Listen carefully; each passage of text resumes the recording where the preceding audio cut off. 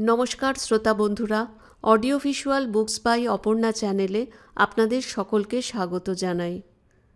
আজ আপনাদের কাছে পড়ে শোনাব সাহিত্যিক প্রেমেন্দ্র মিত্রর লেখা গল্প সংসার সীমান্তে। সত্যই এ কাহিনী লিখিতে ইচ্ছা করে না। মনে হয় যে দুইটি মানুষকে লইয়া এই গল্পের আয়োজন, তাদের কথা লিখিবার অধিকার আমার নাই। যাহাদের জন্য লিখিতেছি তাহারাই শুধু যে নিজেদের কঠিন ঔদাসীন্যের দ্বারা ইহাদের অপমান করিতে পারে তাহা নয়, এই দুইটি জীবনের গভীর মর্ম বুঝিবার মতো দরদ আমারও আছে কিনা সন্দেহ হয়। হৃদয়ের উদ্বৃত্ত আমাদের আর কতটুকু? নিজেকে ছাড়াইয়া আশপাশের কয়েকজনকে বিলাইতেই তো তাহা ফুরাইয়া যায়। আর উদারতা, এই শব্দটিকে এ পর্যন্ত কতভাবেই না লাঞ্ছিত করিয়া আসিয়াছি। তবু একবার বলিবার চেষ্টা করিয়া দেখি। বিশ্রী বাদলের রাত, সারাদিন সূর্যের দেখা পাওয়া যায় নাই। ঝুপঝুপ করিয়া বৃষ্টি পড়িয়াছে। গভীর রাত্রেও তাহার বিরাম নাই। কয়দিনে এ বৃষ্টি থামিবে কে জানে। শহরের এক প্রান্তের যে রাস্তাটিতে আমাদের গল্প শুরু হইবে, সাধারণ অবস্থাতেই তাহাতে চলা দেয়। গরুর গাড়ি ও মোটর লরির চাকায় তাহার যে হাল হইয়া থাকে তাহা বর্ণনা করা কঠিন। দিনরাত্রের অবিশ্রান্ত বৃষ্টিতে তাহার আরও শ্রী ফিরিয়াছে। পাশের নর্দমার সহিত তাহাকে আর পৃথক করিয়া চিনিবার উপায় নাই। রাস্তাটির নাম নাই বলিলাম। দুই পার্শ্বের যে কুৎসিত খোলা ও টিনের চালে ছাওয়া খুপড়িগুলি শোভাবর্ধন করিয়াছে, তাহাদের চেহারা হইতেই রাস্তাটির পরিচয় মিলিবে। গভীর বাদলের রাতে রাস্তাটি একেবারে নির্জন হইয়া আসিয়াছে। আলোর ব্যবস্থা কোনো কালেই ভালো নয়। যেটুকু ছিল বৃষ্টিতে তাও নষ্ট হইয়া গিয়াছে। সেই অবিশ্রান্ত বর্ষণ ধ্বনিমুখর অন্ধকারে দেখা যায় রাস্তার ধারে একটি চালার সামনে স্তিমিতভাবে অত গভীর রাত্রেও কেরোসিনের ডিবিয়া জ্বলিতেছে। বৃষ্টির ঝাপটা হইতে সযত্নে দুই হাতে কেরোসিনের ধূমবহুল শিখাটিকে যে আড়াল করিয়া বসিয়া আছে, তাহার দুরাশার বুঝি আর অন্ত নাই। কিংবা হয়তো হতাশার শেষ সীমায় সে আসিয়া পৌঁছিয়াছে। তাহার মৃত মনের কাছে বাহিরের দুর্যোগের কোনো অর্থই আর নাই। প্রত্যহের অভ্যাসবশতই ক্লান্ত হতাশ চোখে পথের দিকে ব্যর্থ প্রতীক্ষায় সে বসিয়া আছে। কেরোসিনের ডিবিয়ার মৃদু আলোয় তাহাকে ভালো করিয়া দেখা যায় না। হাত দিয়া শিখাটিকে আড়াল করিবার দরুন তাহার মুখে ও দেহে গাঢ় ছায়া পড়িয়াছে। সত্যি কথা বলতে কি, দেখিবার আর সেখানে কিছু নাই। কোনোদিন তাহার দেহে ও মুখে প্রাণের শিখার দ্যুতি ছিল কিনা তাহাই সন্দেহ হয়। ধূম ও কালি এখন তাহার সর্বস্ব। নারীত্ব ও যৌবনের সে একটি কুৎসিত বিকৃতি মাত্র। ভিতর হইতে নিদ্রাজড়িত কণ্ঠে কে একবার বলিল, হ্যালা রজনী, বার দরজা বন্ধ করতে হবে না? সমস্ত রাত বসে থাকবি নাকি? এই বৃষ্টিতে যে পথে কুকুর বেড়াল বেরোয় না। দরজা হইতে রজনী কর্কশ কণ্ঠে কুৎসিত ভাষায় যে উত্তর দিল, অন্য সময় হইলে তাহা হইতেই একটা তুমুল ঝগড়ার সূত্রপাত হইতে পারিত। কিন্তু যাহার উদ্দেশ্যে কথাগুলো বলা হইয়াছিল, নিদ্রার ঘোরে সে বোধহয় ভালো করিয়া শুনিতে পায় নাই। আগামীকালের জন্য মুখরোচক কলহটি সে মুলতুবি রাখিল, এমনও হইতে পারে। গায়ের কাপড় আরও একটু ভালো করিয়া জড়াইয়া রজনী দরজাতেই তেমনিভাবেই বসিয়া রইল। কাপড় চোপড় তাহার ভিজিয়া একাকার হইয়া গিয়াছে। যেখানটায় পা রাখিয়াছিল সেখানে কাদা হইয়াছে প্রচুর। পা দুইটা যেন ঠান্ডা বরফ হইয়া গিয়াছে মনে হইতেছিল। তবু ইহার মধ্যে রজনীর উঠিলে চলে না। হয়তো এই দুর্যোগের রাত্রেও মাতাল হইয়া কেহ এ পথে আশ্রয়ের সন্ধানে আসিতে পারে। নেশার ঝোঁকে সে তো আর বাদ বিচার করিবে না। আরও ঘণ্টাখানেক এইভাবে কাটিয়া গেল। হঠাৎ রজনী সচকিত হইয়া কান খাড়া করিয়া রহিল। অন্ধকারে কিছুই দেখা যায় না, কিন্তু তাহাদের রাস্তাটা যে ধারে কিছু দূর অগ্রসর হইয়া ক্রমশ ভদ্র হইবার চেষ্টা করিয়াছে, খোলার চালা পরিত্যাগ করিয়া একটি দুইটি কোঠা ও ভদ্র গৃহস্থ বাড়ি দুই পাশে পাইয়াছে, সেখান হইতে যেন কাদার ভিতর কাহার পদশব্দ পাওয়া যাইতেছে। পদশব্দ ক্রমশ দ্রুত অগ্রসর হইতে লাগিল। না, কোনো মাতালের পায়ের শব্দ নয়।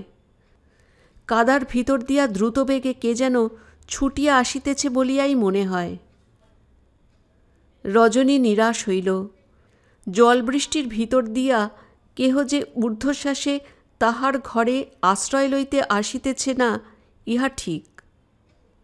একলা বসিয়া থাকিতে একটু বুঝি তার ভয়ও করিতেছিল। ভয় অবশ্য তাহার অমূলক। মানুষের কাছ হইতে আশঙ্কা করিবার তাহার আর কিছু নাই। জীবনের চরম ক্ষতি তাহার হইয়া গিয়াছে। রজনী জোর করিয়া বসিয়াছিল। হঠাৎ অন্ধকারের ভিতর হইতে কৃষ্ণকায় এক বিশাল মূর্তি বাহির হইয়া আসিল। আশ্চর্যের বিষয়, রজনীর দরজার কাছে আসিয়াই সে থামিয়াছে। পিছন দিকে একবার সে চাহিল। তাহার পর রজনীকে একেবারে বিস্মিত করিয়া দিয়া তাহারই কাছে আসিয়া চাপা গলায় তাড়াতাড়ি বলিল, চ, তোর ঘরে চ। রজনী সত্যি এই আকস্মিক সম্ভাষণে একটু বিহ্বল হইয়া পড়িয়াছিল। প্রথমটা সে কোনো কথা বলিতেই পারিল না। স্থাণুর মতো যেখানে বসিয়াছিল সেখানেই নিশ্চল হইয়া রহিল। কিন্তু তাহার বাকস্ফূর্তি হইবার পূর্বেই লোকটা অদ্ভুত এক কাণ্ড করিয়া বসিল। হঠাৎ নিচু হইয়া ফুঁ দিয়া তাহার কেরোসিনের আলোটা নিভাইয়া দিয়া সে বলিল, ঢং করে তবু বসে আছে দেখো, কই তোর ঘর? এই অদ্ভুত ব্যবহারে ভীত হইয়া রজনী চিৎকার করিয়া উঠিতে যাইতেছিল, কিন্তু লোকটা তাহার পূর্বেই তাহার মুখে হাত চাপা দিয়াছে। রজনীর কণ্ঠ আর শোনা গেল না। লোকটা চুপি চুপি তাহার কানের কাছে মুখ লইয়া গিয়া বলিল, ভয় নেই, চেঁচাসনি। রজনী ভীত ক্রুদ্ধ হইয়া লোকটার হাত ঠেলিয়া দিবার চেষ্টা করিল, কিন্তু সে চেষ্টা বৃথা। লোকটা অসুরের মতো শক্তিতে তাহার গলার কাছে চাপিয়া ধরিয়া আছে। বেশি জোর জবরদস্তি করিলে বুঝি টিপিয়াই মারিবে। অগত্যা বাধ্য হইয়াই সে চুপ করিল। লোকটা নিজেই উৎসাহিত হইয়া টিনের দরজাটা বন্ধ করিয়া দিয়া আবার বলিল, কি, এইখানে দাঁড়িয়ে থাকব সারা রাত? রজনী সত্যি ভয় পাইয়াছিল। বলিল, না, তুমি যাও। লোকটা অন্ধকারে রজনীর কণ্ঠ খুঁজিয়া লইয়া এক হাত দিয়া তাহা জড়াইয়া ধরিয়া হাসিয়া বলিল, দূর, কোথায় যাব এত রাতে? আরও কিছু সে বলিতে চাহিতেছিল। হঠাৎ বাইরের রাস্তায় কয়েকজনের পদশব্দ শোনা গেল। সঙ্গে সঙ্গে দেখা গেল লোকটার ভাবভঙ্গিও একেবারে বদলাইয়া গিয়াছে। সেই মুহূর্তেই মুখে হাত ঢাকা দিয়া তীক্ষ্ণ চাপা গলায় সে বলিল, টু শব্দ করেছিস কি, খুন করে ফেলব। রজনী অবশ্য চেষ্টা করিলেও শব্দ করিতে পারিত না। লোকটা যে জোরে হাত চাপা দিয়েছে। বাইরের পদশব্দ তাহাদের দরজার কাছে আসিয়া বুঝি খানিক থামিল। কয়েকটা লোক কি যেন বলাবলি করিতেছিল। তাহার পর আবার পদশব্দ দূরে মিলাইয়া যাইতেই লোকটা তাহার হাত তুলিয়া লইয়া হাসিয়া বলিল, কেমন ভয় দেখিয়ে দিলাম, দেখলি? কিন্তু ব্যাপারটা যে ঠাট্টার নয় তাহা রজনী বুঝিয়াছিল। লোকটাকে মনে মনে অত্যন্ত ভয় করিতে আরম্ভ করিলেও সে মৃদুস্বরে একবার আপত্তি জানাইয়া বলিল, আমি দরজা খুলে দিচ্ছি, তুমি যাও, আজ আমার শরীর খারাপ।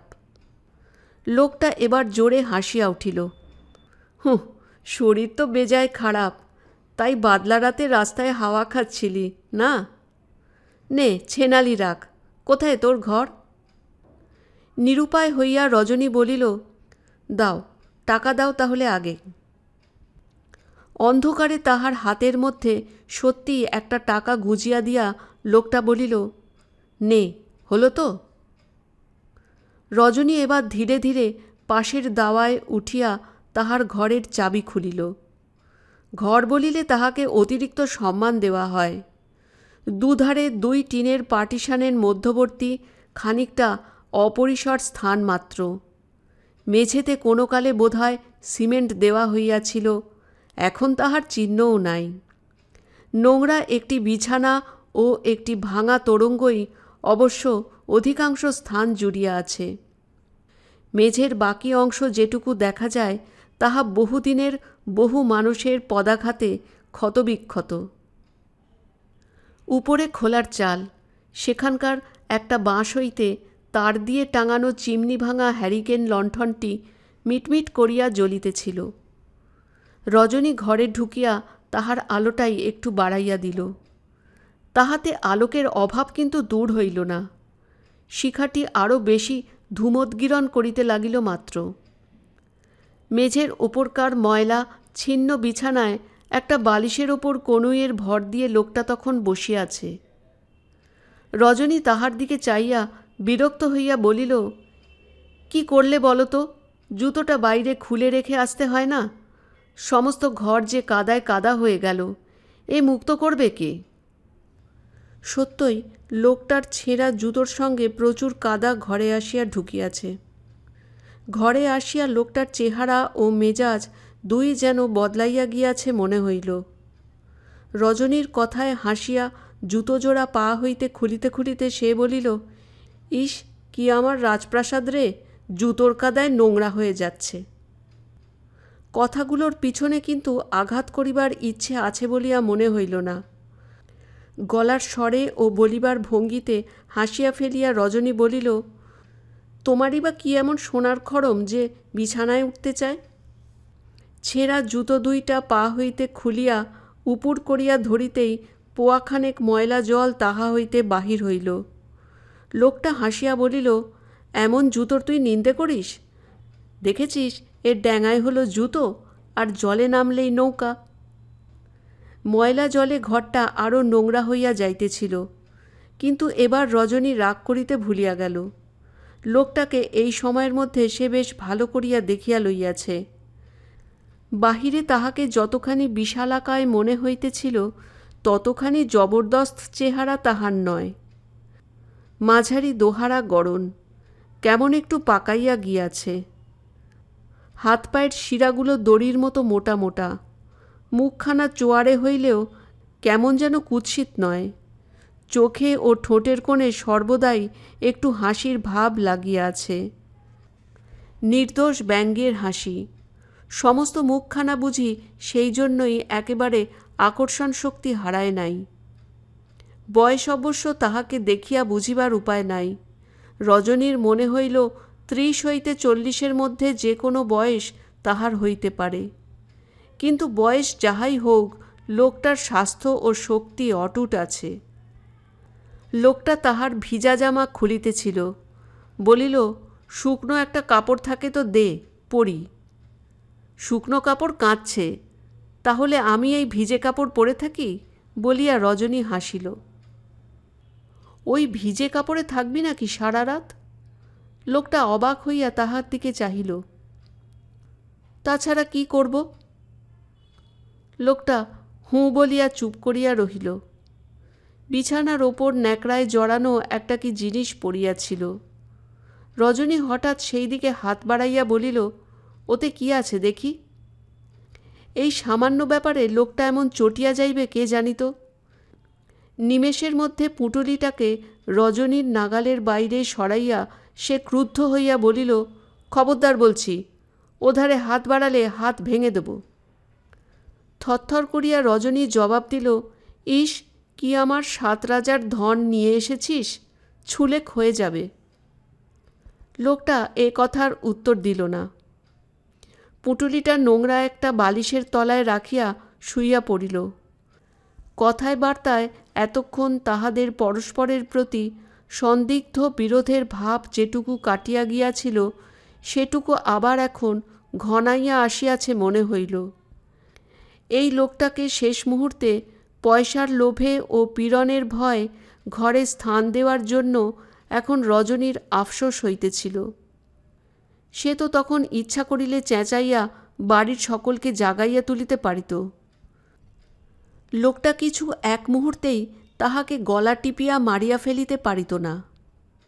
এই উগ্র প্রকৃতির অপরিচিত লোকটার সহিত সারা রাত একত্রে কাটাইবার চিন্তায় রজনীর ভয় ভয় করিতে লাগিল। লোকটা খুনে ডাকাত কিনা কে জানে। সারা রাত সে জাগিয়া কাটাইবে বলিয়া সংকল্প করিল। ঘরের দরজায় ভিতর হইতে চাবি দিয়া চাবিটি গোপনে আঁচলের খুঁটে বাঁধিয়া আলো নিভাইয়া যখন সে শুইয়া পড়িল তখন রাত প্রায় 2টা। অনেক রাত পর্যন্ত সে জোর করিয়া জাগিয়াছিল, কিন্তু ভোরের দিকে শরীরে আর সইল না। কখন যে সে ঘুমাইয়া পড়িয়াছে তাহার মনে নাই। সকালে সচকিত হইয়া চোখ খুলিবার সঙ্গে সঙ্গে রজনীর টের পাইল বাড়িতে বিষম হট্টগোল বাঁধিয়াছে। বাড়ির অন্যান্য অধিবাসিনীরা তাহার রাত্রের অতিথির কথা জানে না। কয়েকজন তাহার ঘরে ঢুকিয়া তীব্র স্বরে ভৎসনাও করিতে শুরু করিয়াছে। হ্যালা, তোর আক্কেল কি বল দেখি? সদর দরজা হাট করে খুলে নিজের দরজা লাগিয়ে দিব্যি নাক ডাকিয়ে ঘুমোচ্ছিস? রজনী ধর্মর করিয়া এবার বিছানায় উঠিয়া বসিল। সত্যই ঘরে কেহ কোথাও নাই। দরজা সত্যই খোলা। কে আরেকজন বলিল, আমরা সবাই তো বেহুশ হয়ে ঘুমোচ্ছি, যদি সব চুরি হয়ে যেত। কিন্তু চুরি যা হইবার রজনীরই হইয়াছে। তাহার আঁচল হইতে চাবি লইয়া যে দরজায় তালা খুলিয়াছে টাকাটা লইতে সে ভোলে নাই। রজনীর সমস্ত মুখ কঠিন হইয়া উঠিল। অশ্রুর উৎস একেবারে শুকাইয়া না গেলে সে বুঝি কাঁদিয়াই ফেলিত। কিন্তু তবু কাহাকেও সে কিছু বলিল না। এই নিদারুণ প্রবঞ্চনার কথা কাহাকেও বলিয়া সে হাস্যাস্পদ হইতে চাহে না। তাহাদের রাস্তাতেই এক গৃহস্থ বাড়িতে গতরাত্রে শীত কাটিবার চেষ্টা কাহারা করিয়াছিল বলিয়া দুপুরবেলা যখন সংবাদ পাওয়া গেল তখনও মনের সন্দেহ মনেই চাপিয়া রাখিল।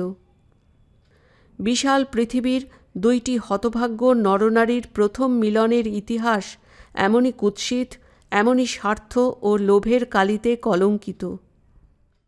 এই মিলনই একাধারে প্রথম ও শেষ হইতে পারিত, কিন্তু ভাগ্যের ইচ্ছা অন্যরূপ। দুপুরবেলা রজনীর তখনও রান্নার আয়োজন চলিতেছে। সংকীর্ণ দাওয়ার ওপর বসিয়া শিলে করিয়া সে বাটনা বাটিতেছিল। হঠাৎ দরজার সামনে একজনকে দেখিয়া চমকাইয়া উঠিল। লোকটা দিব্যি ভোল ফিরাইয়া আসিয়াছে। ফর্সা কাপড়, গায়ের জামাটাও বোধহয় নতুন। তালিমারা জুতোটায় আর কিছু না হোক বেশ করিয়া কালি মাখাইয়া চকচকে করা হইয়াছে। মাথার ঝাঁকড়া চুলের মাঝখান দিয়া লম্বা টেরি কাটা। তবু রজনী চিনিল। লোকটা দরজায় দাঁড়াইয়া তাহার দিকে চাহিয়া দাঁত বার করিয়া হাসিতেছিল। রজনী মুখ তুলিতেই কাছে আসিয়া বলিল, কি গো, চিনতে পারো? ঘৃণায় রাগে সহসা রজনীর শরীর রিরি করিয়া উঠিল। জীবনের ওপর, ভাগ্যের ওপর যত আক্রোশ তাহার মনের মধ্যে জমা হইয়াছিল সমস্ত যেন আজ মিলিত হইয়া পথ খুঁজিয়া পাইয়াছে। কোনো জবাব না দিয়া উন্মত্তের মতো নোড়াটা তাহার দিকে ছুঁড়িয়া মারিল। নোড়াটা লাগিলে কি হতো বলা যায় না, কিন্তু সৌভাগ্যের বিষয় উপযুক্ত সময় লোকটা মাথা সরাইয়া লইয়াছিল। নোড়াটা প্রচণ্ড শব্দে সামনের টিনের দেওয়ালে গিয়া লাগিল। আশেপাশে যাহারা ছিল তাহারা শব্দ শুনিয়া হাঁ হাঁ করিয়া ছুটিয়া আসিল। লোকটা তখনও দাঁড়িয়ে দাঁড়িয়ে হাসিতেছে। নোড়ার আঘাতটা ফসকাইয়া যাওয়ায় মনে মনে আশ্বস্ত হইলেও রজনীর রাগ তখনও যায় নাই। চিৎকার করিয়া সকলকে ডাকিয়া সে জানাইতে লাগিল যে এই বদমাইশ লোকটাই সেদিন তাহাদের রাস্তার গৃহস্থ বাড়িতে শীত কাটিয়াছে এবং তাহার আঁচল হইতে টাকা খুলিয়া পালাইয়াছে, তাহাকে ধরিয়া পুলিশে দেওয়া হোক। চিৎকার শুনিয়া বাড়ির সমস্ত মেয়েরা এবং কয়েকটি পুরুষ তখন জড়ো হইয়াছে। লোকটা এমন কাণ্ড হইবে বোধহয় আশা করে নাই। মুখে হাসির ভান করিলেও সে এবার পালাইবার পথ খুঁজিতেছিল। কিন্তু এতগুলো লোক তাহাকে একা পাইয়াছে। রজনীর কথা বিশ্বাস হোক আর না হোক, তাহারা এমন মজা ছাড়িবে কেন? একজন হঠাৎ সাহস করিয়া তাহার ঝাঁকড়া চুল ধরিয়া টানিয়া বলিল, শালা চোর, আবার ভদ্রলোক সেজে এসেছে। আর যায় কোথায়? অন্য সকলে বোধহয় এই প্রেরণাটুকুর অপেক্ষাতেই ছিল। সকলে মিলিয়া লোকটার ওপর ঝাঁপাইয়া পড়িল। কিল, চর, লাথি যে যাহা পারিল মারিতে কসুর করিল না। লোকটা জোয়ান, কিছুক্ষণ সে জুঝিবার চেষ্টা করিয়াছিল, কিন্তু মারও সে সেই জন্যেই খাইল বেশি। তাহার জামা কাপড় ছিঁড়িয়া আধমরা না করিয়া দেওয়া পর্যন্ত মেয়ে পুরুষ কেহ নিরস্ত হইল না। বোধহয় হাঙ্গামার ভয়ে শুধু পুলিশে দিতে তাহারা বাকি রাখিল। রজনী মারামারিতে যথাসম্ভব যোগ দিয়াছে। এখন দাওয়ার ওপর দাঁড়াইয়া হাঁপাইতে হাঁপাইতে গাল পাড়িতেছিল। আঁচল থেকে টাকা খুলে নেবে না, পাজি বদমাস কোথাকার। বাড়ির ভিতরেও তখন পথিকদের ভিড় জমিয়া গিয়াছে। অতিরঞ্জিত হইয়া ইতিমধ্যে ব্যাপারটা মুখে মুখে ফিরিতেছিল। নানা জনে নানা রকম মন্তব্যও করিতেছিল। লোকটা তখন অবসন্নভাবে উঠোনের ওপর পড়িয়া, গায়ে মাথায় অনেক জায়গা কাটিয়া রক্ত বাহির হইতেছে। কাতরভাবে সে ধুঁকিতেছিল। কে একজন বাহির হইতে খবর দিল যে মারামারির সংবাদ শুনিয়া পুলিশ আসিতেছে। আর একজন বলিল, পুলিশ এলে তো যারা মেরেছে তাদেরও ছাড়বে না বাপু। চোরকে ধরিয়া দিতে পারো, মারবার তোমরা কে? আর মার বলে মার, লোকটা তো মরে গেছে। কথাটা মিথ্যা নয়, যুক্তিযুক্তও বটে। যাহারা এতক্ষণ সোৎসাহে হাত চালাইয়াছিল তাহারা যে যার সরিয়া পড়িবার চেষ্টা করিল। জনমতের গতি ফিরিয়াছে। একজন বলিল, চোর বলে যে মারলে, চোর চিনলে কে শুনি? চোর কি ওর গায়ে লেখা আছে? বাহির হইতে একজন আসিয়া সহানুভূতি জানাইয়া বলিল, তুমিও তো আচ্ছা লোক হে, মার খেয়ে চুপ করে পড়ে আছো। থানায় চলো, একটা ডায়েরি করে আসি। মারার মজাটা সব টের পেয়ে যাবে। উঠিবার শক্তি ছিল না বলিয়াই বোধহয় লোকটা কোনো উত্তর না দিয়া চুপ করিয়া পড়িয়া রহিল। যাহারা মারিয়াছিল তাহাদের অনেকেরই পুলিশের ভয় রাগটা তখন রজনীর ওপর গিয়া পড়িয়াছে। বাড়ির ভিতর হাঙ্গামা হইবার ভয় বাড়ির অধিস্বামিনী ব্যস্ত হইয়া উঠিয়াছিল। রজনীর কাছে আসিয়া ঝঙ্কার দিয়া বলিল, দোষ তো এই মাগির। চোর চোর বলে পাড়া মাথায় করে তুলল কে? এখন ঠেলা সামলাক। রজনীর গালাগাল খানিক আগে বন্ধ হইয়া গিয়াছে।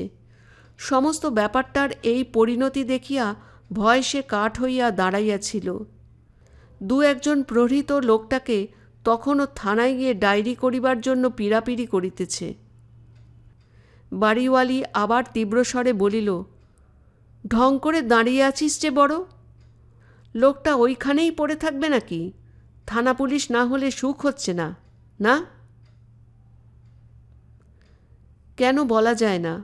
প্রহৃত হইয়াও থানায় যাইবার আগ্রহ লোকটার বিশেষ নাই। বাড়িওয়ালির ধমক খাইয়া ভয় বিহ্বল রজনী তাহাকে আসিয়া তুলিয়া ধরিবার চেষ্টা করিতে গেলে সে নিজেই কষ্ট করিয়া উঠিয়া ধীরে ধীরে রজনীর কাঁধে ভর দিয়া তাহারই ঘরে গেল। থানায় খবর দিয়া অন্যায়ের প্রতিকার করিবার জন্য যাহারা ব্যস্ত হইয়াছিল তাহারা ইহাতে খুশি হইতে পারিল না। বাহিরের দরজার কাছে ঘোট অনেকক্ষণ ধরিয়া চলিল।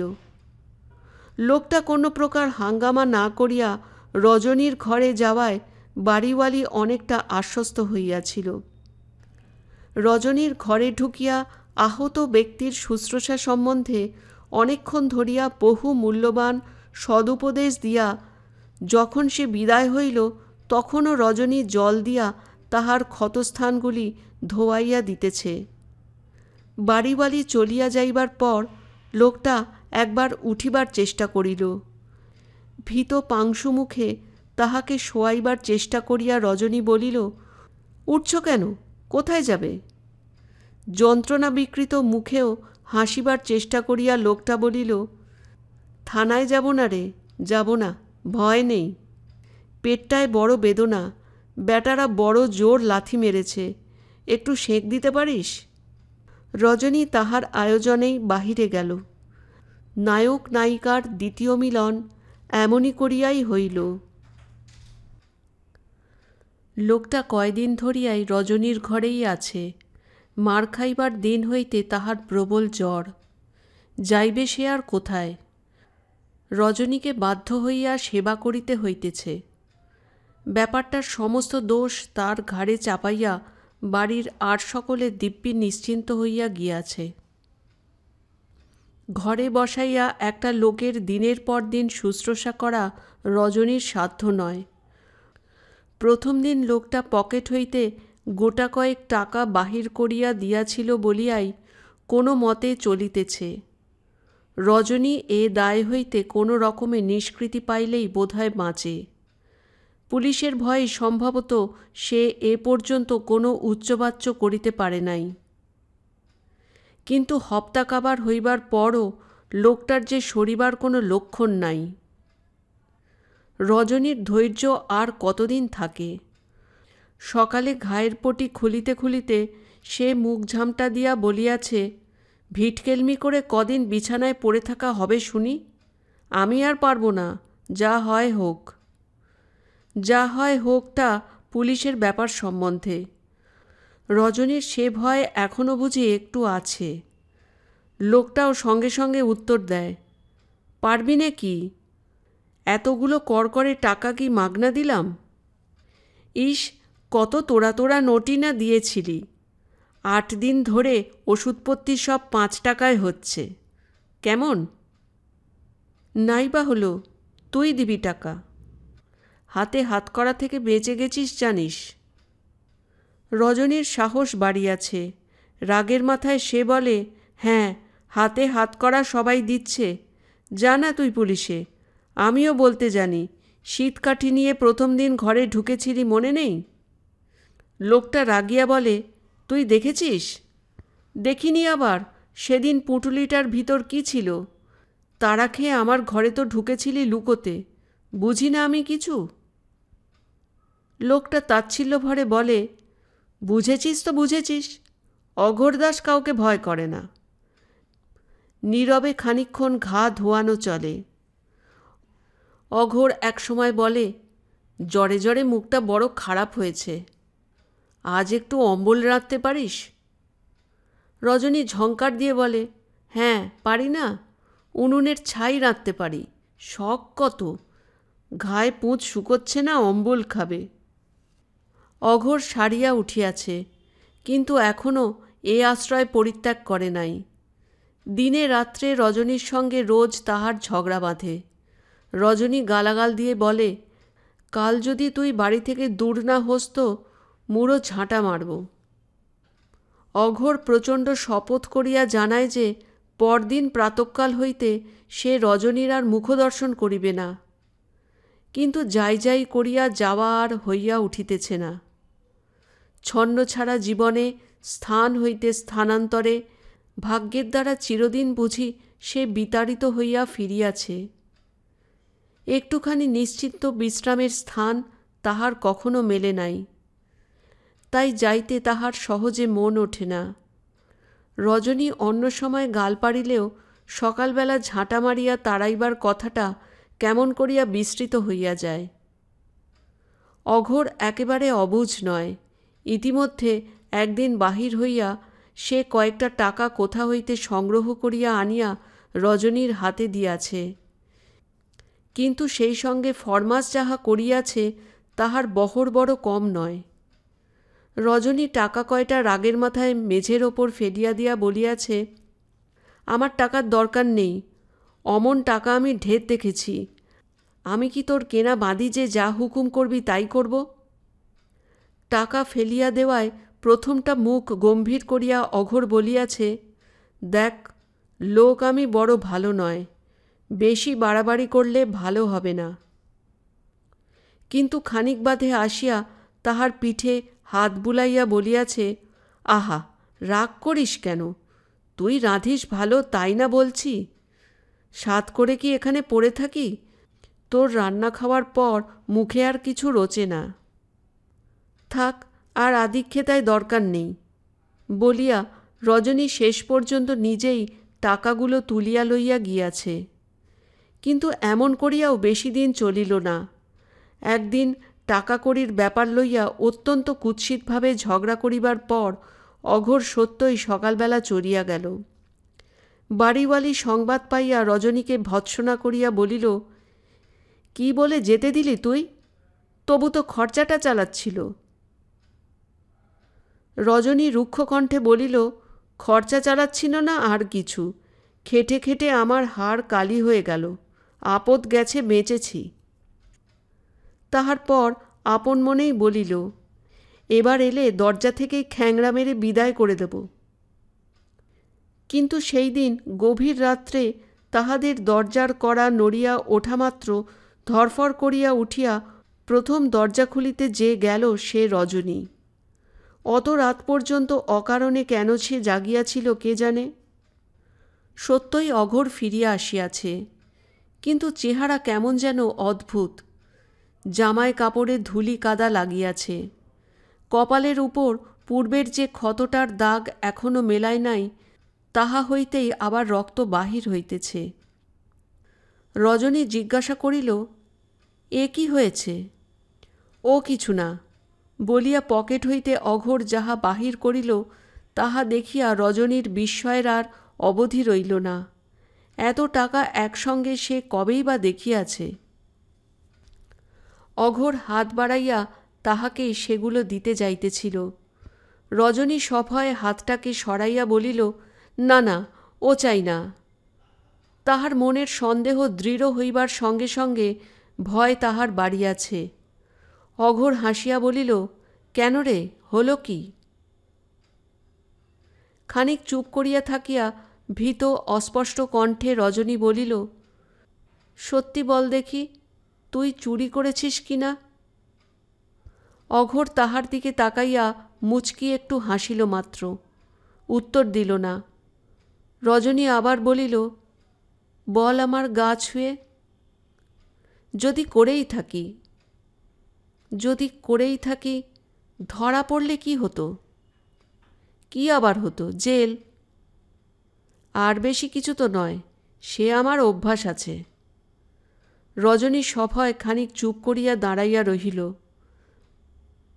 তারপর অস্ফুট স্বরে জিজ্ঞাসা করিল, পালাতে গিয়েই কপালটা কেটেছে তো?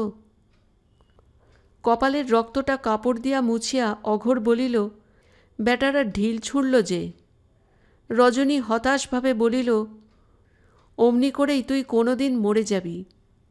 তা গেলেই বা কার কি? অঘোরদাসের জন্যে তিনকুলে কাঁদবার কেউ নেই। রজনী তখন কোনো কথা আর বলিল না। ঘণ্টাখানেক বাদে বিছানায় শুইয়া হঠাৎ অঘোরের গলায় হাত দিয়ে রজনী বলিল, একটা কথা বলবো, রাখবি বল? নিদ্রাজড়িত স্বরে অঘোর বলিল, কি? তুই আর চুরি করতে পাবিনি। ঘুমের ঘোরে আচ্ছা বলিয়া অঘোর পাশ ফিরিয়া শুইল। রজনী কিন্তু তাহাকে নিশ্চিন্তভাবে ঘুমাইতে দিল না।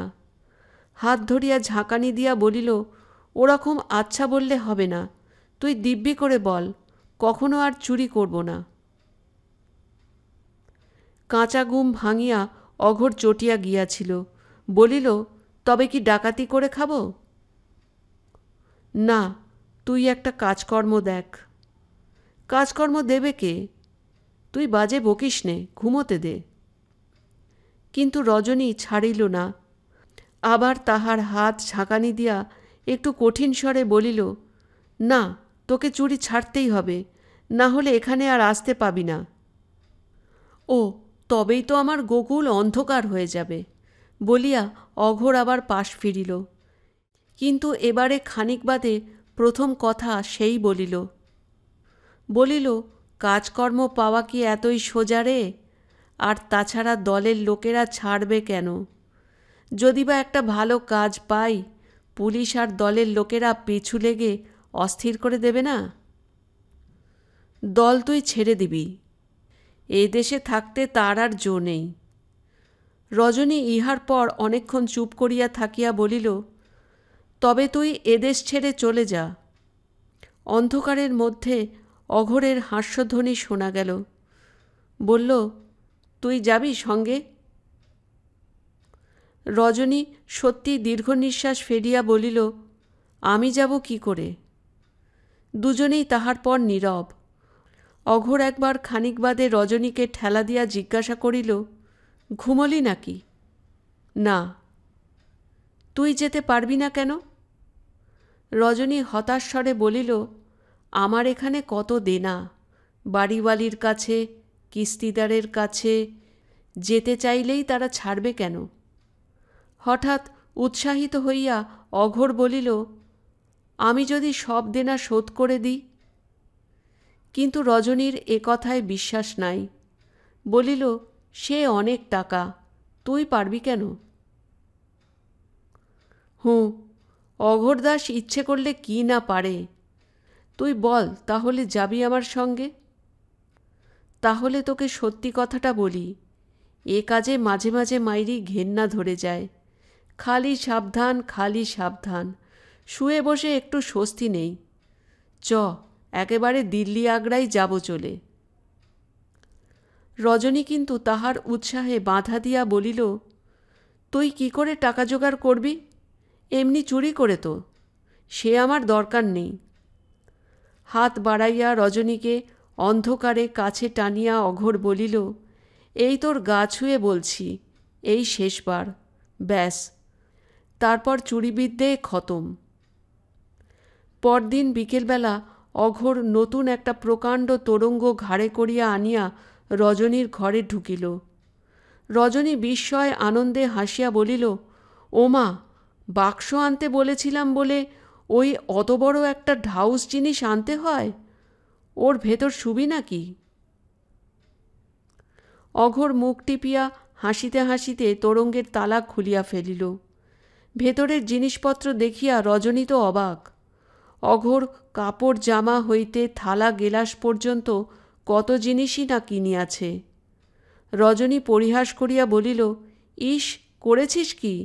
এত সরঞ্জাম কেন বলতো? বিয়ে করতে যাচ্ছি যে। মরণ আর কি, আধবুড়ো এমন চোয়ারের কাছে মেয়ে দেবে কে? বলিয়া রজনী হাসিতে লাগিল। অঘোর গম্ভীর হইয়া বলিল, না দেয় চুরি করে নেব। রজনীর হাসি তাহার পর আর থামিতে চাহে না। গ্লানির প্রগাঢ় অন্ধকারে যাহাদের অতীত লুপ্ত হইয়া গিয়াছে, বর্তমান যাহাদের ক্লেদপঙ্কিল, তাহারাও ঘর বাঁধিতে চায়। পৃথিবীর ভাগ্যবান নরনারীদের জীবনলীলার অনুকরণ করিতেও তাহাদের সাধ হয়। ভাবী সংসার সম্বন্ধে দুজনের ইতিমধ্যে অনেক মধুর আলাপ হইয়া গিয়াছে। রজনী বলিয়াছে, যাচ্ছি বটে তোর সঙ্গে, কিন্তু সেখানে যা খুশি করবি আর আমি মুখ বুঝে তাই সইব মনে করিস নে যেন। রজনী তেমন মেয়ে নয়, অত নেশাভাং করা তোর চলবে না। অঘোর বলিয়াছে, আচ্ছা আচ্ছা, সে দেখা যাবে, কিন্তু আমিও লোক বড় ভালো নয়, বুঝেছিস? এখানে যা করিস করিস, সেখানে একটু বেচাল দেখলে আর আস্ত রাখব না। সেই রাত্রে অঘোর আবার বাহির হইল। আর 20টা টাকা হইলেই রজনীর ঋণ সমস্ত শোধ হইয়া তাহাদের সব খরচ কুলাইয়া যায়। অঘোর তাহাদের বিদেশে যাওয়ার উপকরণ স্বরূপ অকারণে অনেকগুলো বাজে জিনিস কিনিয়া পয়সা নষ্ট করিয়া আসিয়াছে। রজনী সেইগুলোই বেচিয়া টাকা জোগাড় করিবার কথা বলিয়াছিল। অঘোরের আর নিজেকে বিপন্ন করিয়া কাজ নাই। কিন্তু অঘোর সে কথায় হাসিয়াছে মাত্র। বলিয়াছে, অঘোর দাস জিনিস বিলিয়ে দেয়, বেচে না, বুঝেছিস? তুই বাঁধাছাদা করে সব ঠিক হয়ে বসে থাক দিকি, কাল ভোরের গাড়িতেই কলকাতাকে কলা দেখিয়ে চলে যাব। আদালতে কাজের চাপ সেদিন অত্যন্ত বেশি। ম্যাজিস্ট্রেটের সামনে কোর্ট ইন্সপেক্টর কোনো মতে পুজোর ঠাট্টুকু বজায় রাখিয়া বলির পর বলি শেষ করিয়া চলিতেছে। ছোটোখাটো অপরাধের বিচার রায় দিতে বিলম্ব হইবারও কারণ নেই। অনেকগুলি অপরাধের বিচার হইয়া যাইবার পর একজন আসামি হঠাৎ কাঠগড়ায় উঠিয়া বিষম গোলযোগ শুরু করিয়া দিল। বুড়ো মর্দ ছাড়া পাইবার জন্য তাহার মিনতি ও শিশুর মতো কান্না দেখিয়া আদালতের লোকের পক্ষে হাসি সংবরণ করা কঠিন। বিচারক নামটা ভালো শুনিতে পান নাই। জিজ্ঞাসা করিতে কোর্ট ইন্সপেক্টর গড়গড় করিয়া যাহা বলিয়া গেল তাহার অর্থ এই যে আসামির নাম অঘোর দাস। লোকটা দাগি চোর, ইতিপূর্বে বার পাঁচেক ধরা পড়িয়াছে, ইত্যাদি। আসামি তখন কাঠগড়া হইতে দুই হাত জড়ো করিয়া কাতরভাবে কাঁদিতে কাঁদিতে বলিতেছিল, হুজুর ধর্মাবতার, তাহাকে যেন এইবারটি মাফ করেন। সে চুরি করিবার চেষ্টা করিয়াছে, কিন্তু কিছুই লইতে পারে নাই। সে হুজুরের পা ছুঁইয়া ও ঈশ্বর সাক্ষী করিয়া শপথ করিতেছে যে সত্যই আর সে এমন কাজ করিবে না। সত্যই সে এ পথ ছাড়িয়া দিতে চায়। এবার জেল হইলে তাহার সর্বনাশ হইয়া যাইবে। কোর্ট ইন্সপেক্টর তাহাকে ধমক দিলেন। পুলিশ প্রহরী একটা রুলের গুঁতো দিল, কিন্তু লোকটা নাছোড়বান্দা। চোখের জল মুছিতে মুছিতে একই কথা সে বারবার বলিতে লাগিল। লোকটার কান্না একটু অসাধারণ হইলেও এই ধরনের বদমাশির সহিত বিচারকের পূর্বেই পরিচয় হইয়াছে। কোর্ট ইন্সপেক্টরের বক্তব্য শেষ হইবার পর তিনি রায় দিলেন। ইন্সপেক্টর তাহা অনুবাদ করিয়া অঘোর দাসকে জানাইল। 5 বছর তাহার জেল হইয়াছে। অঘোর দাস খানিকটা স্তম্ভিত হইয়া দাঁড়াইয়া রইল। তাহার পর সে যে কাণ্ড করিয়া বসিল তাহা একেবারে অদ্ভুত। দেখা গেল হঠাৎ কাঠগড়া হইতে হুঙ্কার দিয়া লাফ মারিয়া উঠিয়া বিচারককে সে আক্রমণ করিয়াছে। পুলিশ প্রহরী ও কোর্ট ইন্সপেক্টর সেই মুহূর্তে তৎপর হইয়া তাহাকে ধরিয়া না ফেলিলে কি কেলেঙ্কারি যে হইত কে জানে। তারপর তাহারা তাহাকে পিছমোড়া করিয়া ধরিয়া রুলের গুঁতো দিয়ে আবার কাঠগড়ায় আনিয়া ফেলিল। সে উন্মত্তের মতো তাহাদের হাত হইতে মুক্ত হইবার বৃথা চেষ্টা করিতে করিতে তখনও গর্জাইতেছে। বিচারক বয়সে নবীন এবং সত্যই ভালো লোক।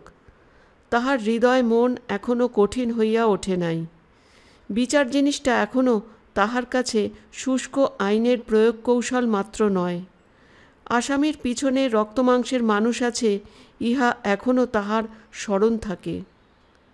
লোকটার অস্বাভাবিক কান্নার পর এই প্রকার আকস্মিক উত্তেজনায় তিনি একটু অবাক হইয়া গিয়াছিলেন। মনে হইতেছিল লোকটার এই অদ্ভুত ব্যবহারের গূঢ় কোনো অর্থ থাকিতে পারে। বিচারককে আক্রমণের অপরাধে আসামির নতুন করিয়া বিচার হইল। বিচারক মহাশয় এবার শাস্তি যথাসম্ভব লঘু করিয়া তো দিলেনই, মনে মনে সংকল্প করিলেন তাহার সম্বন্ধে কর্মচারীকে দিয়া ভালো করিয়া পরে খোঁজ লইবেন। বিচারক মহাশয় অবশ্য নানা কাজের চাপে সে কথা ভুলিয়া গিয়াছিলেন। তাহারই বা দোষ কি? অঘোর দাস এখনও জেলে পচিতেছে। নিরবচ্ছিন্ন বর্ষার রাতে এখনও নিশ্চয় কলকাতার একটি কর্দমাক্ত নোংরা ও কুৎসিত পথের ধারে কেরোসিনের ডিবিয়ার ম্লান আলো দেখা যায়।